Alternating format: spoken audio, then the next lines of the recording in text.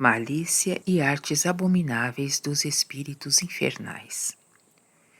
Quem pensar interiormente e tiver algum conhecimento da operação de sua mente, pode ver e compreender qual é a superioridade dos espíritos sobre os homens.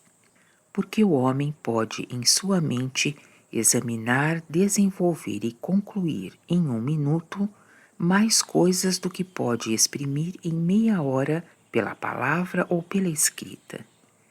Vê-se, pois, quanto o homem é superior quando está em seu espírito, e quanto é, por consequência, superior quando se torna espírito, pois é o espírito que pensa e é pelo corpo que o espírito exprime seus pensamentos, falando ou escrevendo.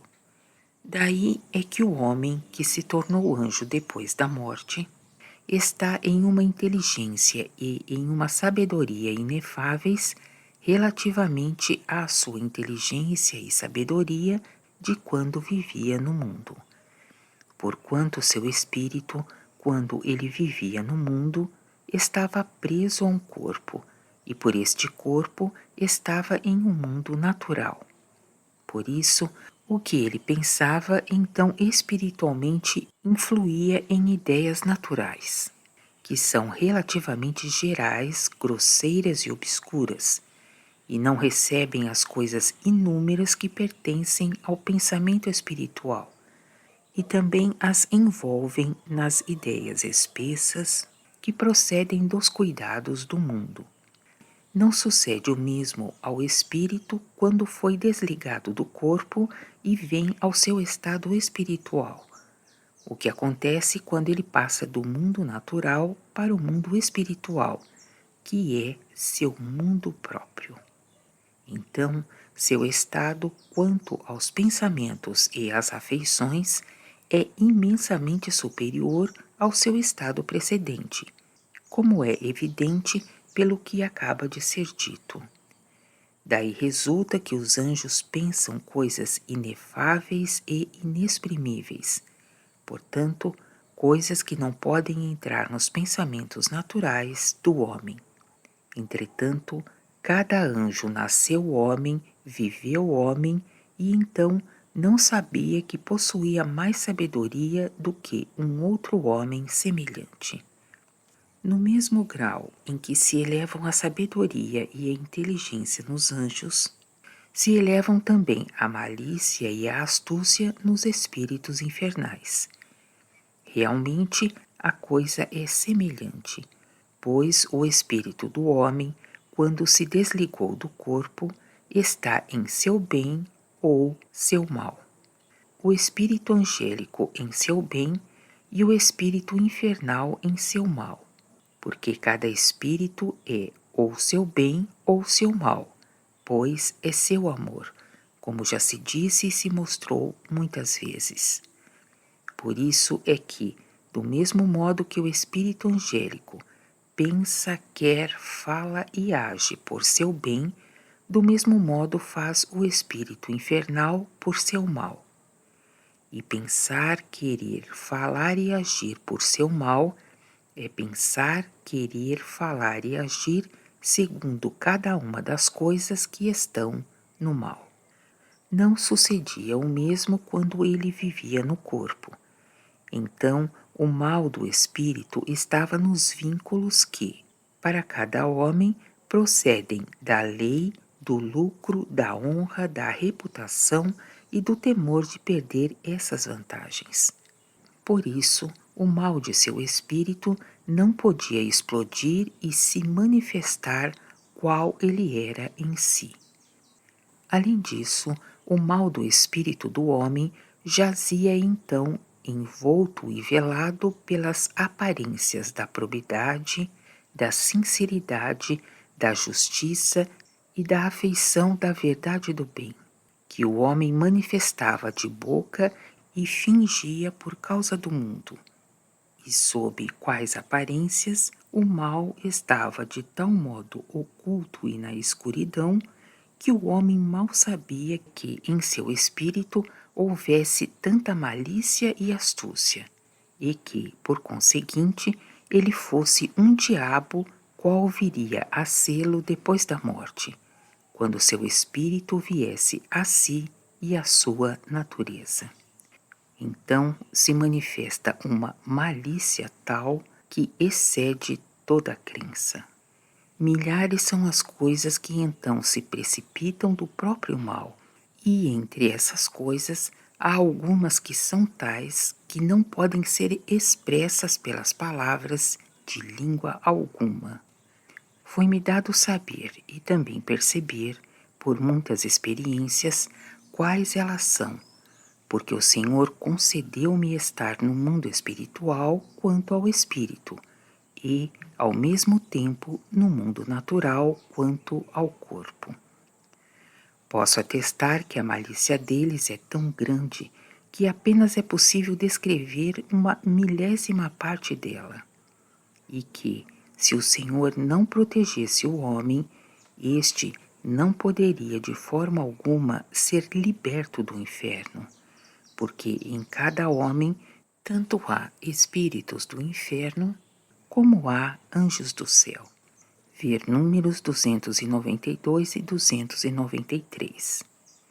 E o Senhor não pode proteger o homem se este não reconhecer o divino e não viver uma vida de fé e de caridade, porque de outro modo ele se desvia do Senhor e se volta para os espíritos infernais, e assim se enche, quanto a seu espírito, de uma semelhante malícia. O Senhor, porém, continuamente afasta o homem dos males a que o homem se afeiçoa e que atrai a si, por assim dizer, pela consociação com aqueles espíritos. Ele o afasta, senão pelos vínculos internos que pertencem à consciência, a qual o homem não recebe, se nega o divino, pelo menos pelos laços externos, que são, como se disse acima, o temor da lei e das penas da lei e o temor da perda do lucro e da privação da honra e da reputação. Um tal homem pode, na verdade, ser desviado dos males pelos prazeres do amor de si e pelo temor de os perder e de ser deles privado, mas não pode ser conduzido aos bens espirituais, porque, quanto mais esse homem for conduzido a esses bens, tanto mais ele agita em si astúcias e dolos, simulando e fingindo o bem, o sincero e o justo, com o fim de persuadir e assim de enganar.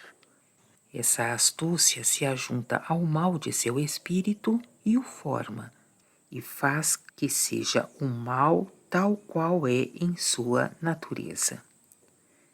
Os piores de todos são os que estiveram nos males pelo amor de si e, ao mesmo tempo, agiram interiormente em si por dolo, porque o dolo penetra mais profundamente nos pensamentos e nas intenções, e os impregna de veneno, e assim destrói toda a vida espiritual do homem. Estes espíritos estão, na maior parte, nos infernos situados atrás, nas costas, e são denominados gênios. E lá o seu prazer consiste em se tornarem invisíveis, esvoaçar ao redor dos outros como fantasmas e introduzir secretamente os males, que eles espalham ao redor de si como veneno de víboras. Estes são mais atormentados do que todos os outros. Os que, porém, não foram pérfidos e não iludiram com malignas astúcias, e entretanto estiveram nos males pelo amor de si, também estão nos infernos, situados atrás, nas costas, mas não tão profundos. Mas os que estiveram nos males pelo amor do mundo estão nos infernos situados na frente, e são denominados espíritos. Estes não são tais formas de males, isto é, de ódios e vinganças, quais os que estão nos males pelo amor de si. Por conseguinte, também não há neles uma tal malícia nem uma tal astúcia, por isso seus infernos são mais brandos. Foi-me permitido conhecer por experiência de que malícia são os que são denominados gênios. Os gênios não operam nem influem nos pensamentos, mas nas afeições. Eles as percebem e as sentem como os cães farejam a caça nos matos. Desde que percebem afeições boas, eles as convertem logo em más, dirigindo-as e adaptando-as de um modo admirável por meio dos prazeres de outrem. E isto tão secretamente e com uma arte tão maligna que o outro nada sabe.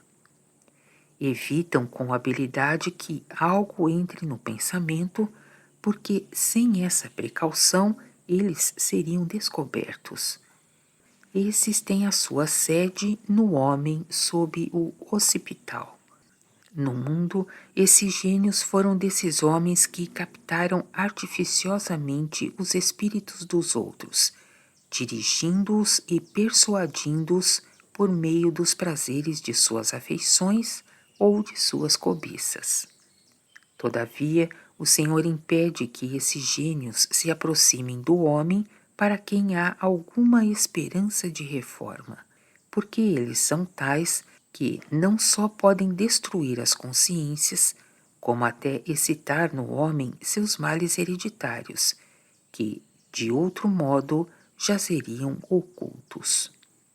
Para que, pois, o homem não seja induzido nestes males, é providenciado pelo Senhor que esses infernos sejam inteiramente fechados. E quando, depois da morte, algum homem que é de um semelhante gênio vem à outra vida, ele é imediatamente lançado em seu inferno. Quando esses gênios são examinados quanto às suas perfídias e astúcias, aparecem como víboras. Pode-se ver qual é a malícia dos espíritos infernais por meio de seus artifícios abomináveis, que são em tão grande número que se encheria um livro para enunciá-los e muitos livros para descrevê-los. Esses artifícios são quase todos desconhecidos no mundo. Um gênero se refere aos abusos das correspondências, um outro aos abusos das coisas últimas da ordem divina, um terceiro a uma comunicação e a um influxo de pensamentos e de afeições por conversões e inspeções, por intermédio de outros espíritos fora deles e por espíritos enviados por eles. Um quarto, a operação por fantasias. Um quinto, as projeções para fora de si próprios e, por conseguinte, a presença em outros lugares em que seus corpos não estão. Um sexto, a fingimentos, persuasões e mentiras. O espírito do homem mau vem por si próprio a esses artifícios quando se desprende de seu corpo, porque eles estão na natureza de seu mal, natureza em que, então, ele está. Por estes artifícios, eles se atormentam mutuamente nos infernos.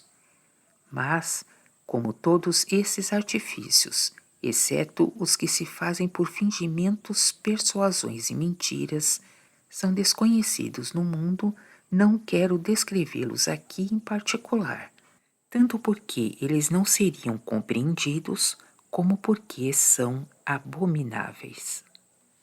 Se os tormentos nos infernos são permitidos pelo Senhor, é porque os males não podem ser reprimidos e dominados de outro modo.